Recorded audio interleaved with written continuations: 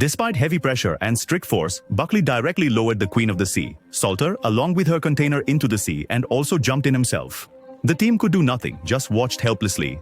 As this news spread, it caused a stir around the world. The leaders declared Buckley a traitor. Debates began on TV. Meanwhile, sirens started blaring in the command room. The sensors on the Thames embankment had been activated.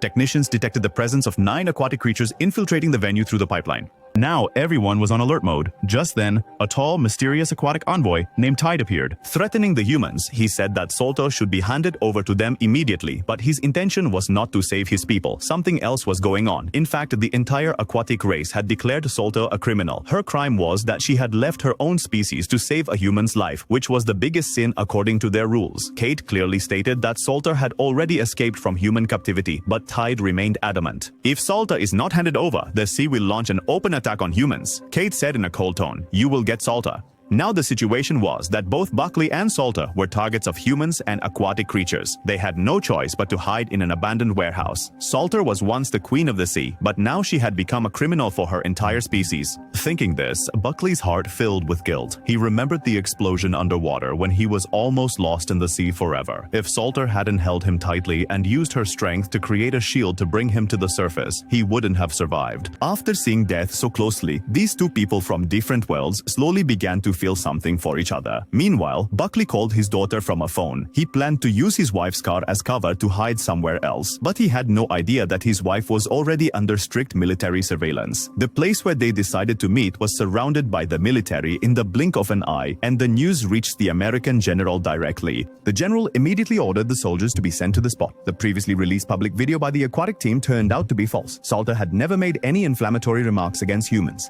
Buckley met his wife on the bridge, but she told him to run away from there. The army was already deployed all around. On one side, the Joint Intelligence Task Force. On the other side, the armed forces led by the general. Both were standing face to face. In between were only Buckley and Salter. The soldiers took Buckley and his wife into custody. The general was about to order his men to fire at Salter when Kate gave a stern warning. If anything happened to Salter, her force would open fire directly on the general's army. Buckley told Salter to hide in the lake, but now there was nowhere left for her to run. Just then, Salter let out a scream that deafened everyone. Chaos ensued, and at that moment, Salter jumped off the bridge. She disappeared into the river flowing below, but now her hiding place was no longer hidden from the aquatic creatures.